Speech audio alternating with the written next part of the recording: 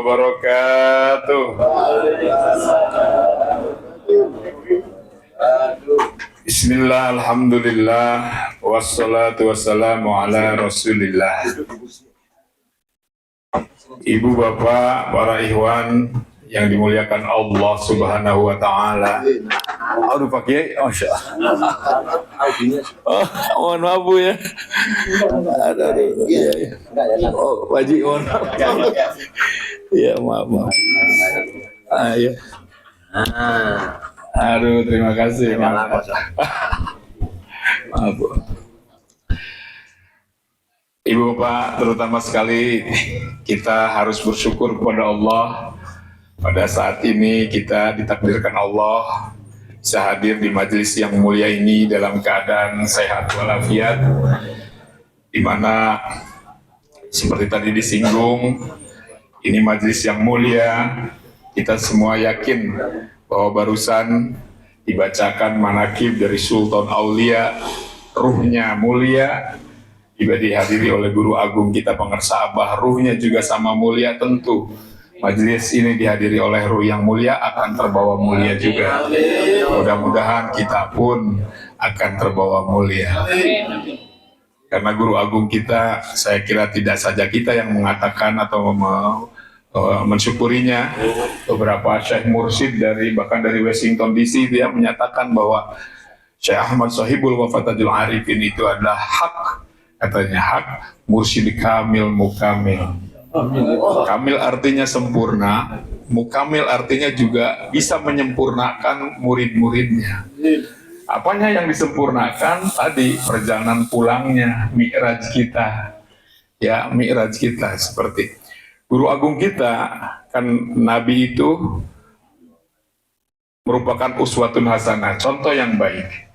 Di antara umatnya yang mencontoh Rasulullah dengan baik, dengan sempurna adalah guru agung kita. Ya, dalam masalah mi'rajnya. Jadi mi'rajnya beliau sempurna. Selain itu karena beliau mursyid juga bisa menyempurnakan kemi'rajan kita, murid-muridnya. Ya. Beliau selalu terus mencari cara, makanya itu agak berbeda Pengarsa Abah itu ya, berbagai cara. Tidak monoton lah kalau bahasa sekarangnya gitu ya, tidak monoton membimbing murid-muridnya itu. Ya disesuaikan, ada ya istilah upgrading gitu kan. Dulu saya sempat bertanya gitu, Pengarsa Abah, mohon maaf, beliau itu kan tinggal di desa, sehari-hari lebih akrab dengan kitab-kitab berbahasa Arab ya. Tapi dari tahun 60-an beliau membuat sebuah program, kata beliau namakan kegiatannya upgrading, pakai bahasa Inggris. Guru agung kita luar biasa ya. Pak Kiai Maliki wajar kalau beliau kan guru bahasa Inggris. Kalau beliau Pengarsa Abah itu ya, tinggal di desa tahun 60-an membuat sebuah kegiatan dinamakan oleh beliau upgrading. Ya, maknanya aja sebagaimana pasti udah pada tahu ya, ada apa tuh, meningkatkan kan, naikin kita. Mi'raj itu kan sebenarnya ada makna mi'raj di sana. Ada mi'raj. Nah, ini semua semakin terasa ya keperluan bimbingan ruhaniah ini di zaman yang sebutlah semakin mendekati akhir zaman. Saya bisa mengatakan begitu. Pengarsa Abah ternyata di Miftahus Sudur sudah menyatakan bahwa jalan ruhani ini sudah mau putus, katanya. Ayo cepat bergabung. Ada bahasa seperti itu ya, koti utorik ya, kalau yang sudah biasa mengkaji kitab Miftahus Sudur karya Abah, ternyata ada kalimat itu di dalamnya itu. Ini jalan ruhani ini udah mau putus, kata Abah. Akhirnya ini kan akhir zaman. Sehingga beberapa tokoh kita, oh jangan-jangan ini pula yang membuat Abah bahasanya itu belum mengangkat mungkin ya, belum, ketika beliau meninggalkan kita itu belum mengangkat penggantinya. Memang karena ini kondisi akhir zaman, mungkin persiapannya harus lebih maksimal gitu ya untuk membimbing calon pembimbing itu ya, calon pembimbing rohani ya. Zaman ini udah akhir zaman, sehingga tadi malam juga di Nganjuk itu ya, di akhir zaman ini beberapa tanda akhir zaman sudah mulai bermunculan. Di antaranya tadi kemarin tuh, jadi banyak anak-anak yang dilahirkan oleh bukan ibunya. Percaya nggak Bu? Jadi ada anak yang dilahirkan bukan oleh ibunya. Pak Kodir emang bisa ada anak dilahirkan bukan oleh ibunya. Jadi sekarang ini katanya ada disebutnya surrogasi. Mungkin pernah dengar ya, udah lama sebetulnya ini. Penyewaan rahim, Bu, udah pernah dengar ya? Ya, jadi ada ibu-ibu yang rahimnya sehat, rahimnya itu bisa disewakan, Bu. Jadi hari ini bukan hanya rental mobil, Pak, ada rental rahim juga nih. Wah, ini udah akhir zaman ya tanda-tandanya. Jadi ibu-ibu yang rahimnya sehat itu bisa disewakan. Sepasang suami istri misalnya ya, karena situasi kondisi dan sebagainya, si istrinya misalnya tidak siap untuk hamil, maka sel ovum dan sel sperma yang sudah disatukan dengan teknologi bayi tabung itu setelah menjadi embrio, konon katanya bisa diinjeksikan di rahim ibu-ibu yang rahimnya sehat tadi. Lalu di si ibu yang menyewakan rahimnya itu biasa hamil selama 9 bulan, Pak Haji, sampai akhirnya dilahirkan oleh si ibu yang menyewakan rahimnya. Nah, jadi siapa Bu ibunya yang mana nih? Ya, makanya sekarang ini ada anak yang lahir bukan oleh ibunya, oleh ibunya. Wah, ini kok kata ibu-ibu melulu. Ada nggak kasus bapak-bapak di akhir zaman ini? Ada juga, Pak, namanya bank sperma, Pak Haji Sugeng. Bank sperma pernah dengar juga mungkin ya. Cuman mungkin yang belum didengar itu bank sperma syariah. Ini kayaknya belum dengar. Bank sperma syariah. Jadi katanya sekarang ini sperma itu bisa disimpan, Bu ya, dengan teknologi tertentu juga disimpan sampai masa kadaluarsanya 15 sampai 20 tahun katanya dengan teknologi tertentu. Nah, lagi-lagi misalnya kejadiannya kayak tadi sepasang suami istri, karena usia sperma yang paling baik itu katanya konon di sekitar usia 30-an. Kalau misalnya alasan karir dan sebagainya sehingga suami istri itu belum siap untuk punya anak, tapi kata si maminya, kan sekarang papi ini usia spermanya lagi bagus-bagusnya, disimpan aja di bank sperma katanya. Jadi dengan teknologi tertentu disimpanlah sperma si papinya ini sekarang di bank sperma. Misalnya terjadi ya, nauzubillah, kejadian nih si suaminya meninggal. Suatu hari ketika istrinya sudah siap hamil, karena istrinya saking cintanya sama suaminya, ya ingin punya anak tuh seperti suaminya dan sebagainya, spermanya kan masih hidup Haji di bank sperma. Sudah ada ini kejadiannya, diambil, disatukan lagi dengan sel ovum dia, ya, lalu melahirkan anak. Jadi nanti itu ada catatan sipil tuh kebingungan sekarang ini. Jadi ada anak-anak yang misalnya lahir tahun 2025, bapaknya udah 10 tahun yang lalu meninggal misalnya. Tapi setelah dites DNA dan sebagainya, memang betul ini anak si bapak yang sudah meninggal 10 tahun lalu. Bisa seperti itu tuh. Nah, inilah akhir zaman. Udah banyak yang apa namanya kalau bahasa di itunya disrupsi ya. Inovasi ini menimbulkan gangguan. Nah, lagi-lagi tadi Pak, ada yang tidak berubah di era sekarang. Teknologi secanggih apapun, hal-hal yang bersifat ruhaniyah, bimbingan spiritual, olah spiritual itu tidak berubah. Tadi ya, proses makrifat kita tetap aja sama. Ya. Sekarang ini pun dua proses itu, proses nafsu dan proses tahu kita sedang berjalan nih. Kayak saya lagi bicara ini ya. Kalau sayanya tidak hidup ya, saya negatif tuh. Nafsu saya kembali ke amarah. Zauk saya kembali ke kosrun, ke dasar lagi. Ya. Karena salah satu tandanya itu di ini. Ya, di kolbu kita. Sampai ini ya, zikir hobi inilah kalau lebih teknisnya, lebih gampangnya ini menjadi amanah terbesar kata pengarsa Abah itu. Amanah terbesar dari Sultan Aulia. Jadi amanah terbesar dari Sultan Aulia kepada pengarsa Abah, para mursyid lah terutama. Ya, adalah menjaga hati agar selalu bersama Allah. Saya masih ingat waktu itu ada sebuah kegiatan, saya sempat ditegur lah, bahkan saya sempat dibentak mungkin ya. Jadi berkah juga kalau dibentak saya mursyid. Waktu itu saya sangat kurang adab. Jadi saya nanya ke Abah, saya ini sering lupa, kata saya gitu. Kata Abah ini bijaksananya guru kita ya. Nggak apa-apa sementara, katanya. Yang penting jangan lama-lama lupanya. Ya, apalagi sampai berjam-jam. Saya masih ingat. Sampai berjam-jam gitu. Jadi kosong berjam-jam tuh. Ya, Abah tuh bijaksana ya. Nggak apa-apa.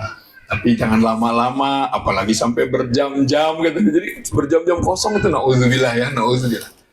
Karena jangankan sebetulnya berjam-jam ya.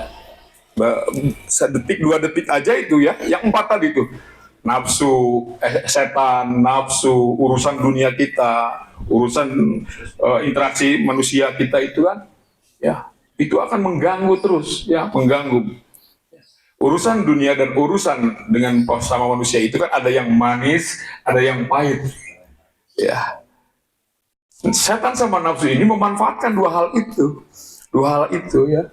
Bagaimana agar kemanisan hidup dan kepahitan hidup ini yang disebabkan oleh urusan dunia kita dan urusan interaksi sosial kita dengan sama manusia itu menjauhkan kita dari ini nih. Ya, saya aja nanti pulang mungkin baru naik kereta sebentar udah lupa nih karena asik kan, oh, enak nih di kereta. Itu yang manis. Ya, baru keluar udah ketemu debt collector, ya, ini yang pahit nih. Udah lupa tuh langsung kosong. Ya, Pak sering kali ngelosnya itu kan. Urusan sebentar aja kena ketukan tangan atau sering kali. Jadi dalam sehari itu kita berapa dari 24 jam ya kalau dari segi waktu. Jadi modal kita itu untuk hidup itu berapa kali ya? Kalau detik kita coba belajar hitung ya. Ini ingetin diri saya sendiri nih. 1 jam tuh pada berapa detik ya? 1 menit itu kan 60 detik. 3.600 satu jam. Sebutlah karena di waktu tidur itu ditolerir, kita tidak zikir asal kata Abah. Ketika menjelang tidurnya kita zikir, maka dihitung. Sebutlah rata-rata 5 jam lah tidur, berarti sekitar 19 jam ya waktu kesadaran kita ya. Atau dibulatkan lah 18 jam ya, 18 jam kali 3.000 sekian detik. Kalau satu ketukan rata-rata berapa detik tuh? Bisa nggak 1 detik 1 ketukan? Sebetulnya Abah pernah memberikan Bu cara agar setiap detik itu terisi. Di antaranya ini saya kira sudah disampaikan di beberapa tempat ya. Kita itu dilatih tawajuh Bu. Selesai selesai zikir jahar kan ya, kita mulai lagi ya. Ila hadratin Nabi Mustafa astagfirullah rabbi min kulli dhanbin wa atubu ilahi anta maqsudi wa ridha kama matlubi atini mahabbat. Tarik napas kan, lalu kita tawajuh. Nah ini kata Abah dilatih sekarang itu diusahakan lebih dari 5 menit ya. Jadi bukan sekali tahan 5 menit gitu ya, siapa yang tahan gitu. Jadi kalau udah nggak tahan jangan buru-buru diangkat, jangan buru-buru sayyiduna ya. Tarik napas, kepala masih tetap di bawah, tarik napas lagi, tahan lagi, terus hidupkan lagi. Udah nggak kuat hembuskan lagi terus. Ada mungkin kalau yang panjang napasnya mungkin 5 menit itu cuman ada yang 3 kali udah cukup gitu. Tapi yang napasnya pendek mungkin 5 menit itu bisa 10 kali tarikan napas, nggak apa-apa. Karena dari Abahnya juga yang penting belajar melebihi 5 menit. Itu latihan sebetulnya terlatih. Dan ini salah satu kenapa ada yang mengatakan tarekat TKN Suryalaya itu terdiri dalamnya ada juga tarekat Anfasiyah, tarekat yang lain-lain. Ada yang mengatakan 7 tarekat dalam TKN Suryalaya itu. Nah di antaranya itu kan latihan napas kayak Anfasiyah ya, tarekat Anfasiyah. Diharapkan dengan terlatih ya, lama-lama mudah-mudahan ya setiap detik kita ada gitu ya. Paling tidak ketika lupa ingat, oh iya kosong lagi nih, kosong lagi kembali. Tapi susah banget ya Pak jika mau kembali ke situ itu. Ya, terutama yang ngomong lagi, apalagi lagi ngomong gini, ngomongnya makrifat, ngomongnya dikir, tapi dalamnya ya, tapi paling tidak kan saya suka pegang tasbih ini bukan apa-apa nih sebetulnya, supaya malu diri sendiri gitu. Wah, yang dipegang tasbih nih dalamnya kosong. Ini untuk mempermalukan diri sendiri sebetulnya, supaya saya kembali kosong, kontrol, evaluasi, kontrol. Nah begitu juga kita ya. Jadi dari pengarsa Abah itu. Jadi amanah yang terbesar dari Kanjeng Sultan Aulia menjaga agar ini terus hidup ya, terus hidup. Karena itu ya, itulah yang disebut dengan benteng Allah. Kan la ilaha illallah sebagai benteng Allah itu terbatas dari segi waktu ya. Kalau dihitung katanya 165 kali 5 berarti sehari berapa kali itu? Ini jaharnya nih, jahar 825 sehari Bu, itu standar tuh. Kalau istilah di nutrisi makanan itu baru nasinya aja. Ya, padahal perjalanan kita perjalanan yang luar biasa, perlu energi yang besar, perlu tenaga nih, nggak cukup nih nasi aja, harus ditambahin. Makanya kata Abah ketika mau talqin itu kan lebih banyak, lebih baik. Ya, berarti apa? Perjalanan rohani kita pun kita jalani, jika zikir kitanya lebih banyak, maka akan lebih baik perjalanan kitanya. Kita kan ingin yang terbaik kan? Jika kita ingin perjalanan kita yang terbaik, maka zikirnya pun yang terbaik. Lagi-lagi semua hal itu kembali kepada zikir. Inilah makna wala dzikrullahi akbar. Segala sesuatu itu kembali kepada zikir. Ya, termasuk kenikmatan hidup di dunia ini juga ya, kemudahan hidup dan sebagainya ternyata kembali lagi ke zikir. Ya wala dzikrullahi akbar. Nah, tadi ya. Jadi kalau kita ingin selalu berada di dalam benteng Allah, sementara la ilaha illallah kita terbatas, ternyata la ilaha illallah itu pemancing dari zikir hobi. Nah, ketika kita zikir hobi, kita pun sedang berada di dalam benteng Allah. Ketika di dalam benteng Allah itulah kita akan aman dari segala sesuatu yang menyakitkan atau yang disebut azab Allah. Nah, jadi dari azab Allah. Azab Allah itu bisa dohir, juga bisa batin. Ya, bisa juga batin. Dan tidak selalu terlihat manis gitu. Terlihat pahit, mohon maaf, tidak terlihat pahit. Suatu kemanisan hidup juga jika itu membuat lagi-lagi ini ya kosong, lupa, ya akhirnya berjam-jam kita kosong, itu juga sama azab Allah. Akan datang sesuatu yang negatif. Apa itu? Kalau lama tidak ini, mulai berat ibadah, mulai itu mulai berat bangun malam, mulai malas zikirnya, kemalasan zikirnya bertambah-tambah, itu azab. Selama ini kita menganggap azab itu hal-hal bencana alam ya, ekonomi susah gitu ya. Nah, padahal ada juga kemanisan hidup ya, yang juga membuat kita jauh dari Allah, malas ibadah, malas zikir, zikir sedikit aja udah berat ya, apalagi zikir banyak, menganggap zikir itu bahkan jadi beban, bahkan menganggap la ilaha illallah itu tidak sesuatu yang tidak istimewa. Nah, ini sudah mulai tuh kita terazab ketika kita memandang la ilaha illallah itu tidak istimewa lagi. Padahal tadi ya, kepangersaan Panjen aja Abah sampai udah kondisi segitu, Bu. Ketika saya tadi lihat foto pengersa Abah di mana itu, nah itu, saya teringat juga ibu bapak, modal kita untuk kembali kepada Allah itu 3 kan. Secara garis besar ya ada 3, Bu. 3 R katanya kalau mahasiswa menyebutnya: raga, rasio, rasa. Tadi saya lihat itu, memperhatikan, saya ingat ya, Masya Allah, pengersa Abah itu modal dari Allah Subhanahu wa taala kepada beliau. Ini saya ingatnya fisik beliau, belum membicarakan tahu kerasa beliau ya. Fisik beliau itu digunakan Pak Haji oleh beliau untuk makrifat kepada Allah, bukan hanya untuk membimbing murid-muridnya sampai titik penghabisan. Saya ingat pengarsa Umi keluar, terutama pengarsa Umi yang sampai akhir kan mendampingi beliau. Jadi jam 10-an lebih lah pengarsa Abah itu wafat.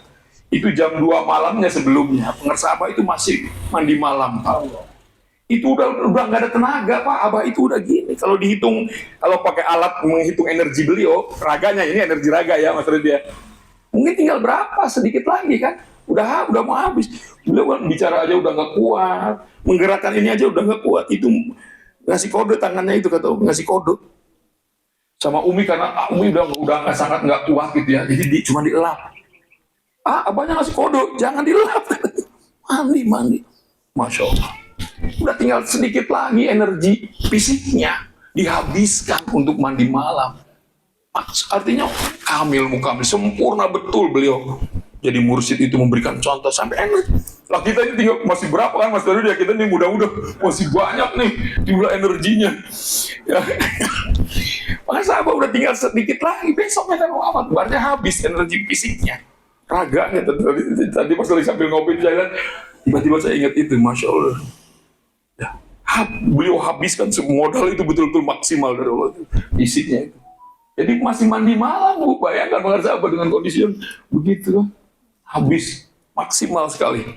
Ya, memanfaatkan secara itu syukuran yang sebenarnya kan, ya memanfaatkan dari yang memberikannya itu dengan luar biasa, fisiknya sampai habis. Belum lagi ya rasionalitas beliau ya, beliau menghasilkan sebuah karya yang besar, Miftahus Sudur. Miftahus Sudur itu satu kalimatnya itu dikeluarkan tidak sembarangan itu. Seperti halnya tadi tanbih ya. Tanbih itu kalau bahasa pengarsa Abah itu po Abah ditanggung jawab. Abah Sepuh, beliau kan selalu tawadu, selalu menunjukkan ke Abah Sepuh. Abah Sepuh itu bertanggung jawab dohir batin terhadap tanbih itu. Jadi kalau Abah Sepuh di tanbih tadi disebutkan kan, tiada lain amalan kita Thariqah Qadiriyah Naqsabandiyah amalkan dengan sungguh-sungguh untuk menggapai seluruh kebaikan. Nah, udah di depannya seluruh, belakangnya tambahin lagi dohir batin. Kalau kata ahli bahasa, pakai seluruh aja udah cukup kan? Udah menggambarkan bahwa semua kebaikan yang kita perlukan, dohir batin, ya masalah ekonomi, masalah ibadah, akidah dan sebagainya, seluruh udah cukup. Tapi oleh Abah Sepuh ditambahin lagi kalimat dohir batin. Apa ini? Taukid ya, apa bahasa apa? Penguat. Saking sayangnya sama kita, gregetan gitu, takutnya kita nggak yakin gitu. Sampai ditambahin lagi belakangnya dohir batin.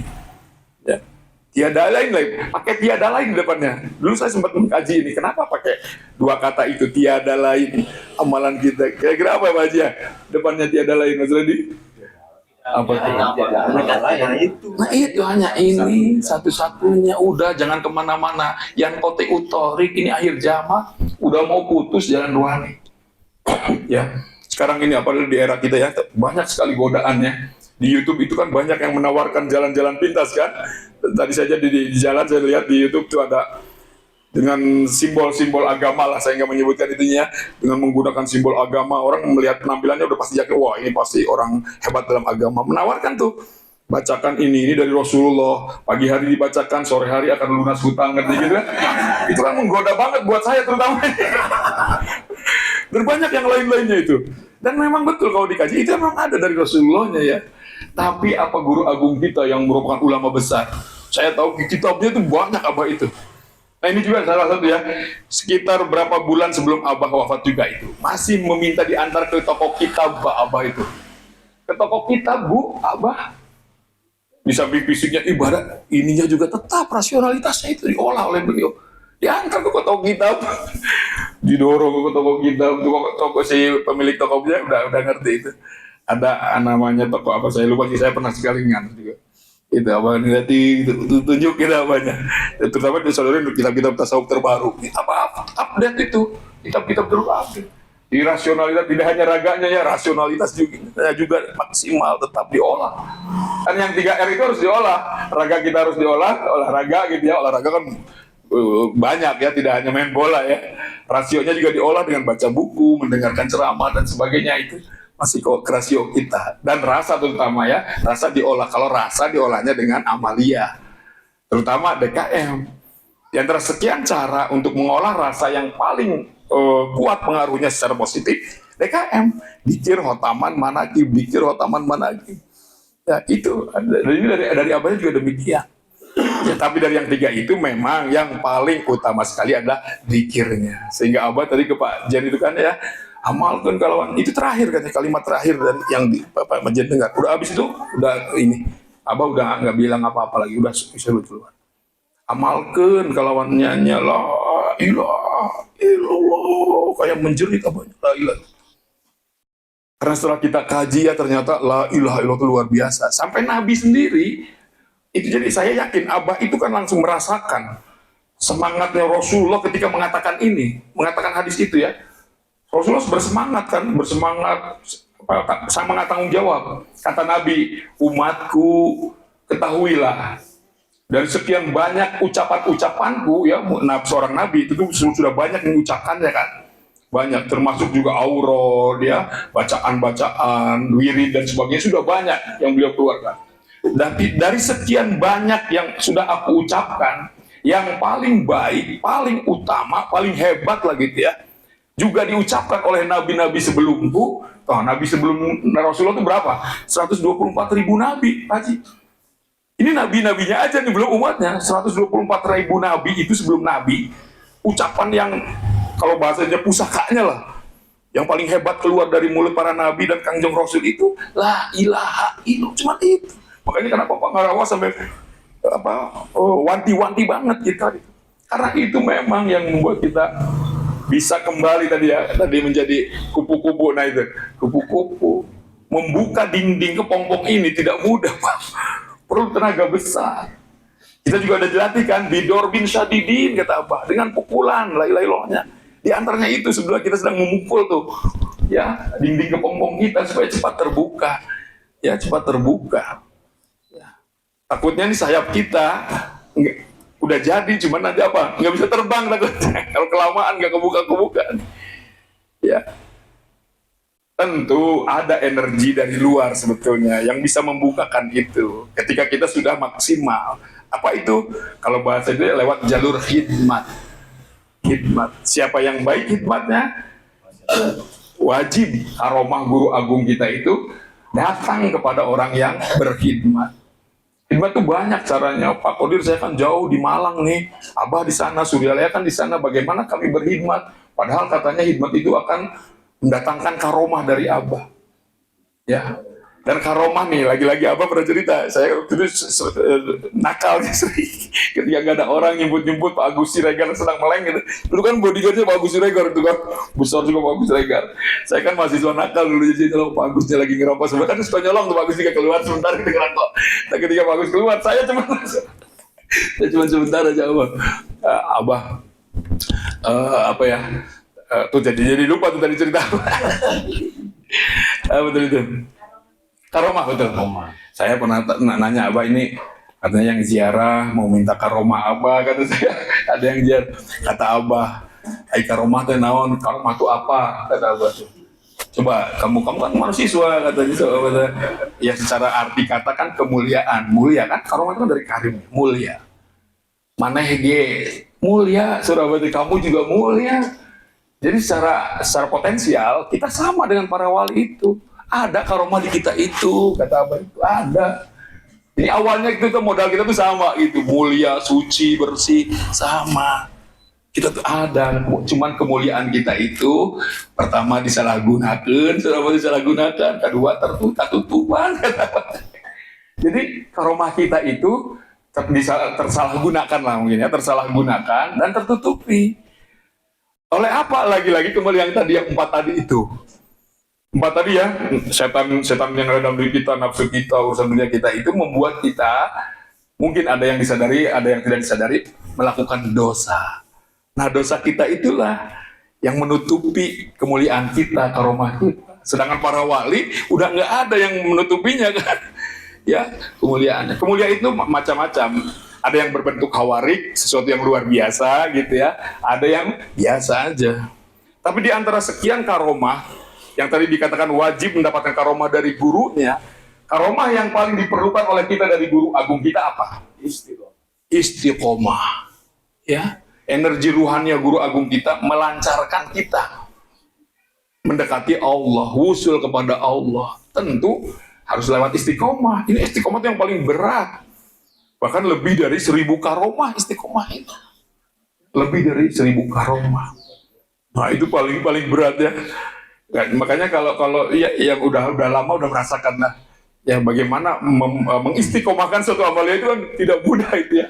Istiqomah, khotaman, dikir, terutama 3M tadi, 3 DKM tadi, dikir, khotaman, manakib, bagaimana itu istiqomah, berketetapan terus gitu dalam kondisi apapun ya. Nah lagi-lagi kondisi kehidupan kita tadi seperti tadi ya, ada yang manis, ada yang pahit. Bagaimana kemanisan hidup kita, kepahitan hidup kita tidak sampai lagi-lagi ini nih, mengosongkan ini. Dan ini sudah dicontohkan, bahkan para nabi yang mencontohkannya.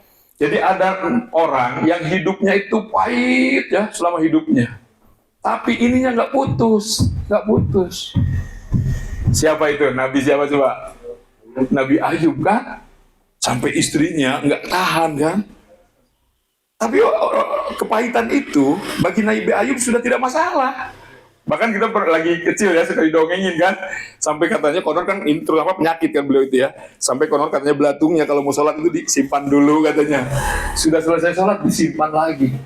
Udah nggak ngaruh ke beliau itu. Ininya jalan terus, pahit banget hidupnya. Tapi beliau nggak putus. Sebaliknya nih ada yang menjalani hidup itu manis sekali. Fisiknya luar biasa, gagah, cerdas. Politiknya dia disegani oleh raja-raja. Dia pemilik kerajaan. Nabi, siapa itu? Nabi Sulaiman, manis sekali. Tapi sama, nggak berhenti ininya kemanisan hidupnya. 2 orang itu misalnya ya, ketemu tuh Nabi Ayub dengan Nabi Sulaiman, ya biasa saja. Nabi Ayub nggak mungkin kepengen seperti Nabi Sulaiman. Nabi Sulaiman juga biasa aja tuh melihat itu. Semuanya beliau pasti melihat ini dohir kan, dohir. Ini 2 orang itu sudah hidup di alam itu.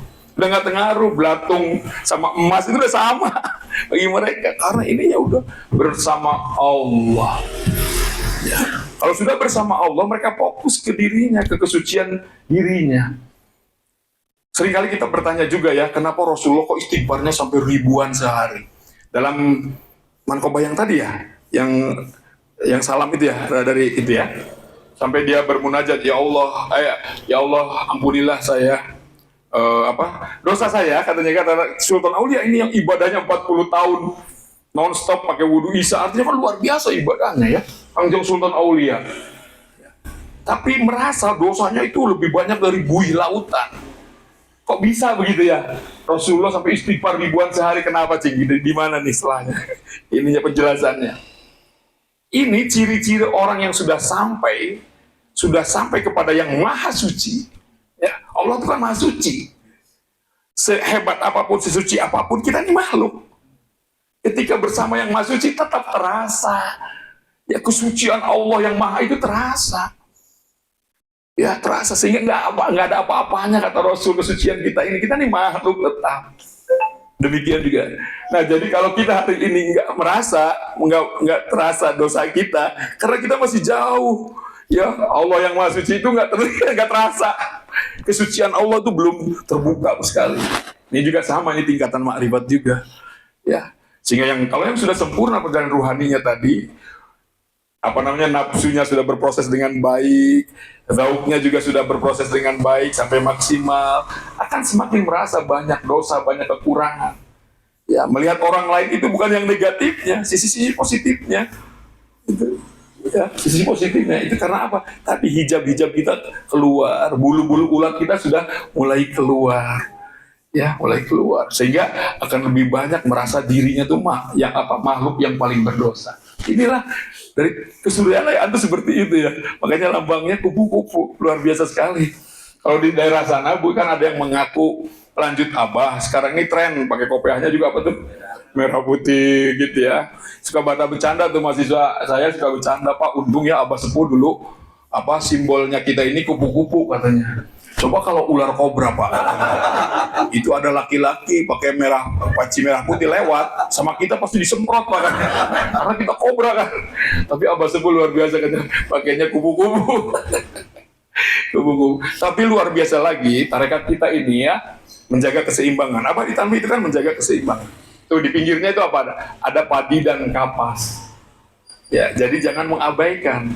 Tetap kita berproses terus ya, tapi urusan dunia kita jangan diabaikan. Sebetulnya dalam proses ruhaniah itu kalau jalannya sudah benar, maka padi dan kapas itu akan menyesuaikan.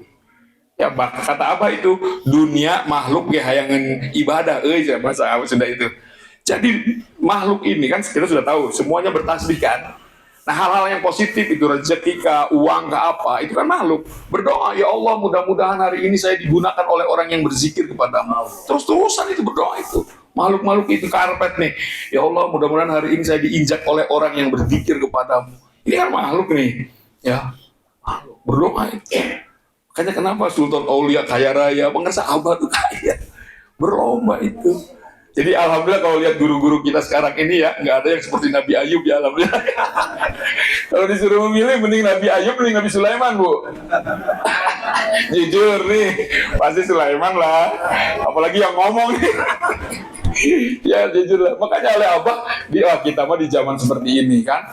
Jadi kepahitan hidupnya itu lebih kepada godaan-godaan yang bersifat akidah, Pak. Hari ini kepahitan hidup kita itu. Karena itu, sehingga Abah di Tanbih itu udah jangan khawatir. Amalkan dengan sungguh-sungguh, maka seluruh kebaikan kita, dohir batin, dapat pakai ini. Dan seluruh keburukan, lagi-lagi dipakai dohir batin lagi. Untuk menghindari, menjauhkan dari seluruh keburukan, dohir batin. Lagi-lagi itu.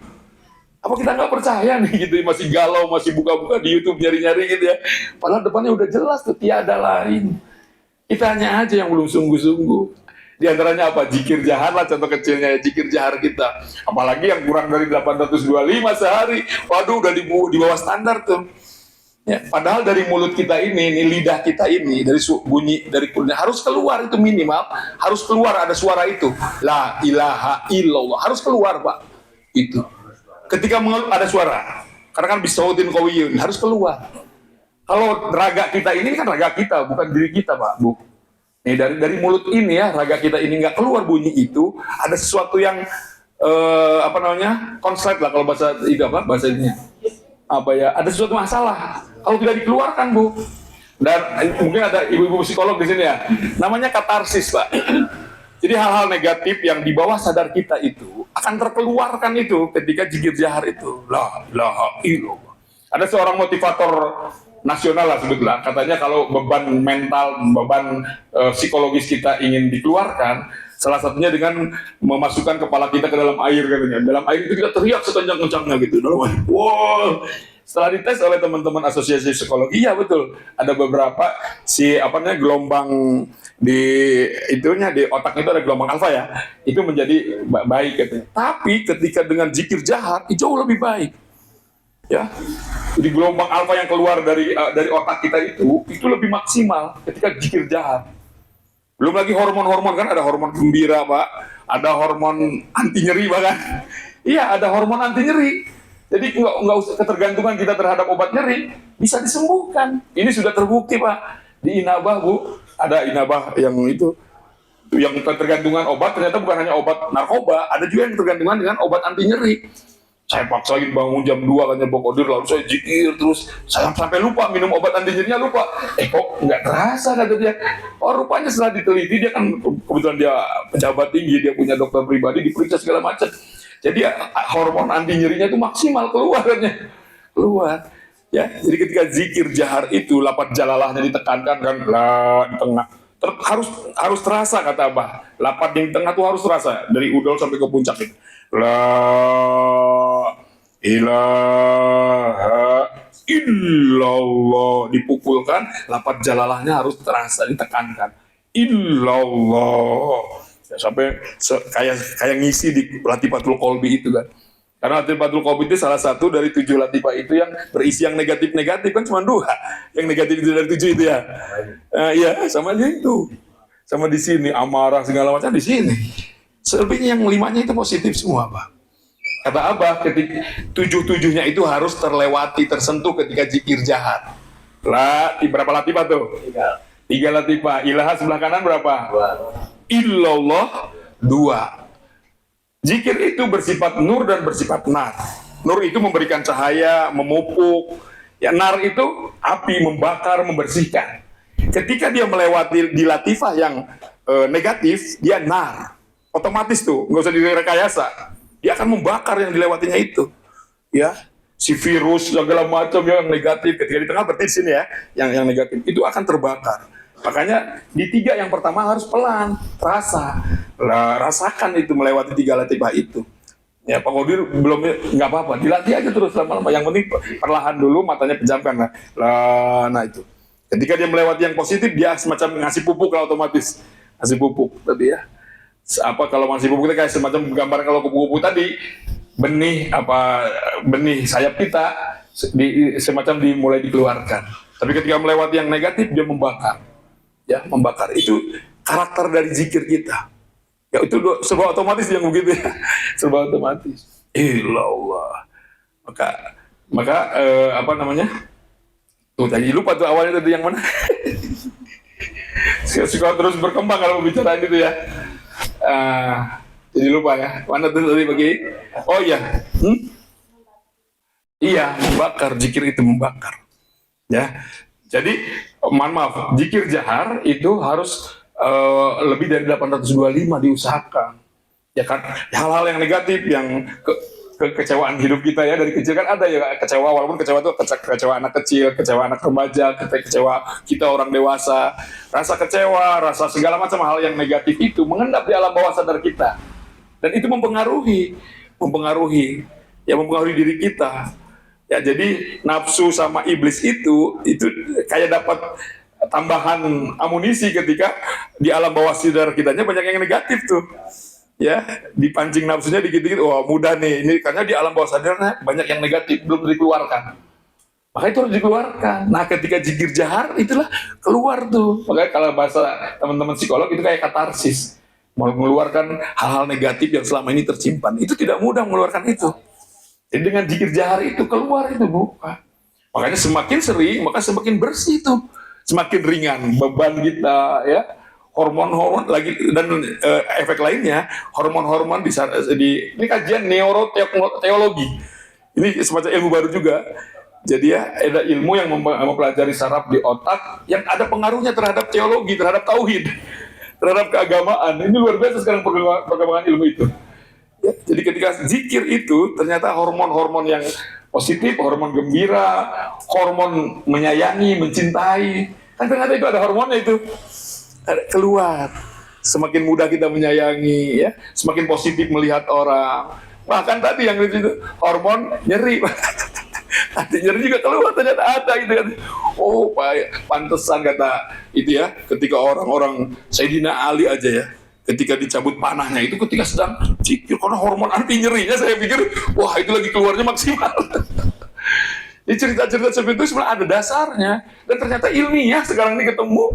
Ya oh ternyata ada bukti-bukti ilmiahnya ya. Nah makanya kita alhamdulillah ya. Jadi sekarang kita fokus ke DKM kita, dikir khotaman manakib. Ya dikirnya tadi, zikir jaharnya maksimalkan, sehari diusahakan lebih dari 825.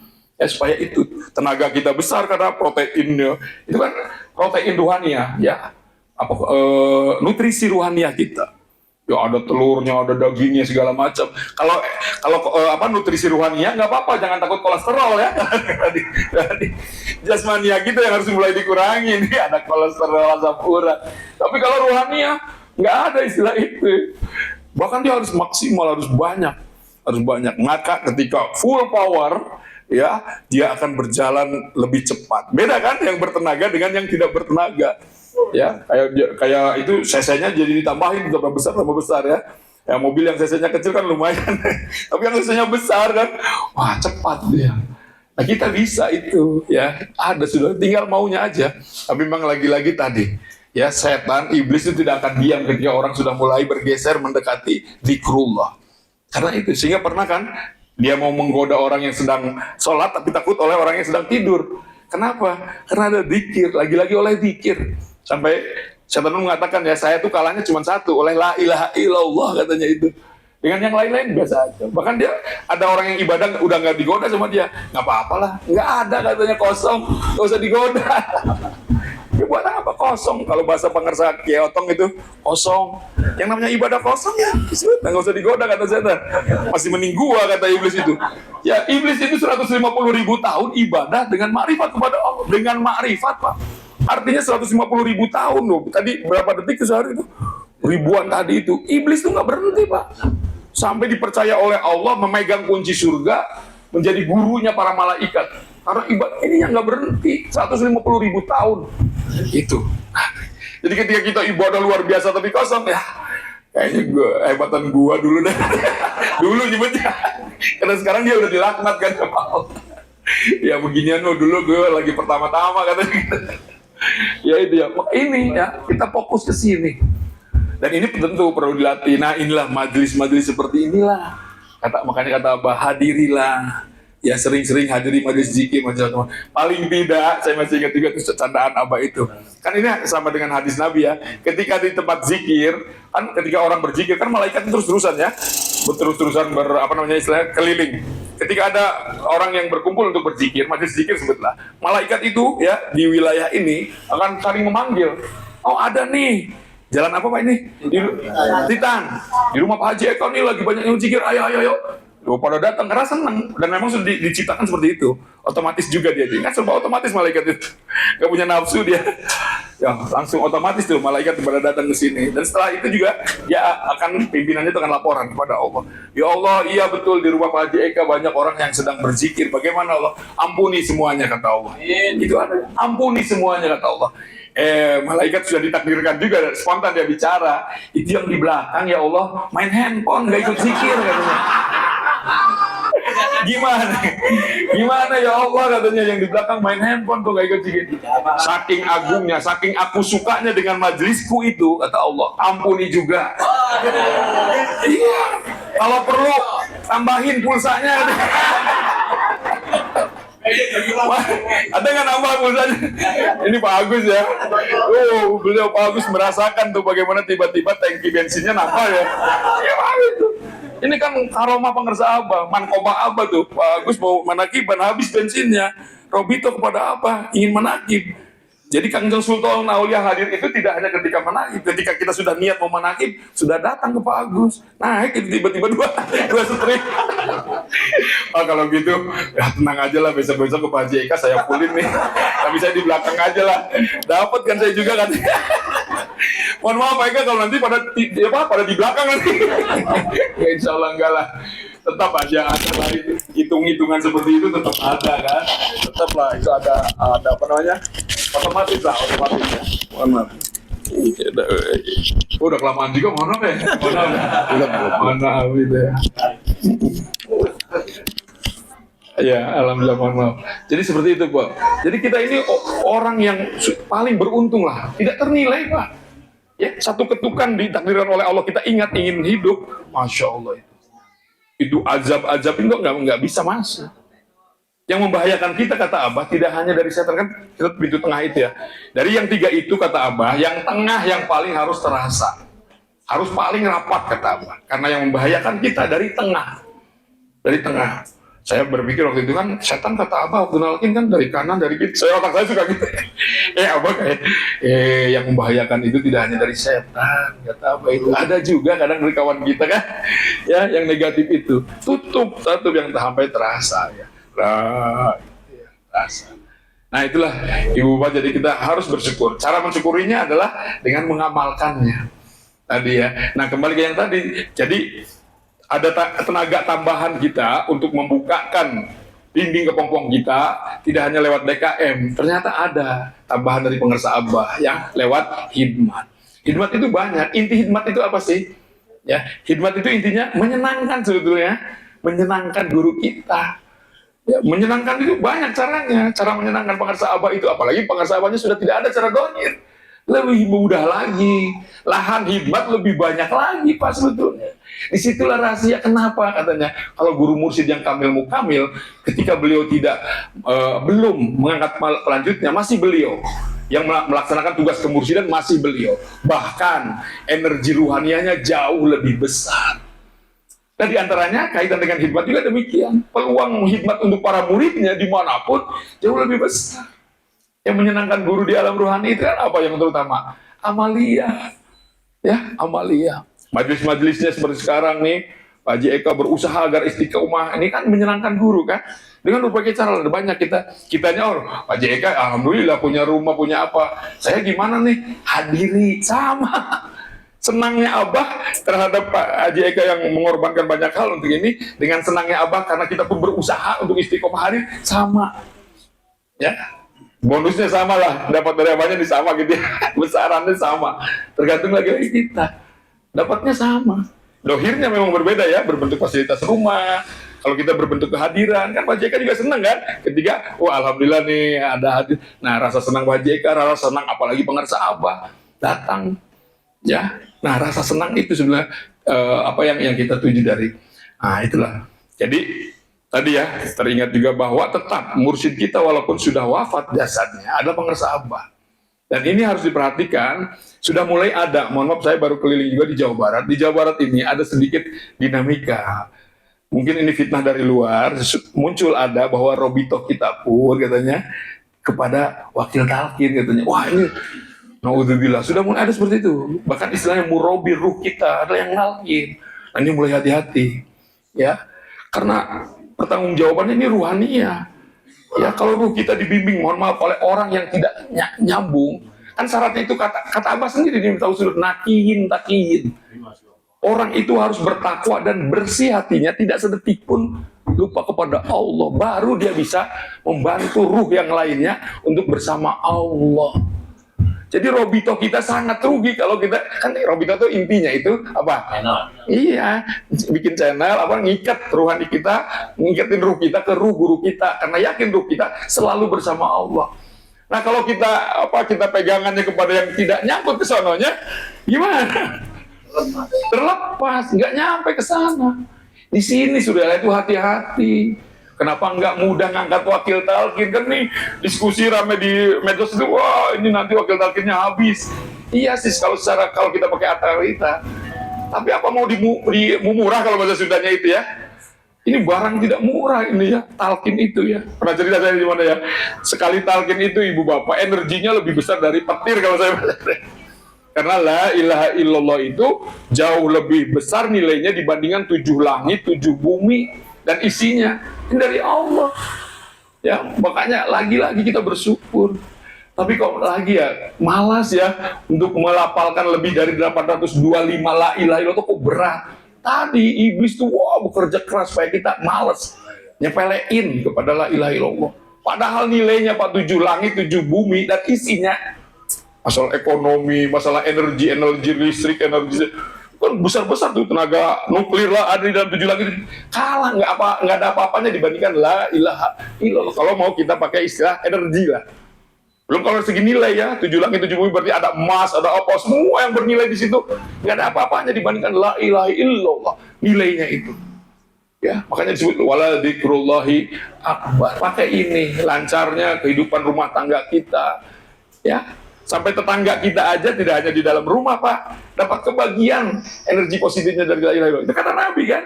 Ketika kita berzikir sekali aja la ilaha illallah, maka dosa kita 4.000 dosa besar kita, 4.000 hal yang merintangi kita dari kebahagiaan itu bersih. Sekali itu. Ada sahabat yang bertanya, yang kritis ya Rasulullah kalau gitu lama-lama bisa habis dengan zikir saya ini, dosa saya. Ya, kalau sudah dosa saya habis, lalu saya ditakdirkan Allah alhamdulillah terus berzikir, zikir saya bagaimana? Zikirmu setelah menghabiskan dosa-dosamu akan menghabiskan dosa-dosa orang yang kamu cintai. Kata Nabi nih. Di ujungnya kata Nabi, bahkan tetanggamu katanya. Dulu saya mikir kok tetangga bisa kebagian gitu. Iya, apa gitu ya, tetangga bisa, sampai disebut tetanggamu juga kebagian. Di antaranya lah, tetangga kita mungkin ada haknya yang mungkin halamannya pernah terinjak tanpa kita izin. Kalau dalam kitab apa itu pakai ya, sangat ketat kan? Mau lewat itu, kalau sampai nginjak aja halaman dia itu harus macam-macam lah haknya. Ya mungkin di alam yang di era sekarang nggak udah dianggap wajar lah. Tapi secara rohania kan hati-hati. Mungkin malam-malam cucu kita sakit atau anak kita suara tangisannya mengganggu dan sebagainya lah. Ya secara ini sosial mungkin udah nggak ada masalah. Tapi secara rohani itu tetap kita apiknya apa tuh di situ. Hati-hati ya. Tapi dengan zikir la ilaha illallah itu semua dikembalikan, dinetralkan. Jadi warok juga, la ilaha illallah itu kalimat warok juga, membuat kita hati-hati. Ya hal-hal tuh diberesin lah. Jadi kita tinggal zikir aja, urusan-urusan dohir, urusan batin kita diberesin tuh sama la ilaha illallah, saking hebatnya la ilaha illallah. Tapi lagi-lagi malasnya luar biasa Pak ya. Paling berapa sehari kita itu la ilaha illallahnya? Belum hobinya tuh. Karena yang paling kita perlukan dari la ilaha illallah itu nanti nih memancing ini. Ya, dari sekian.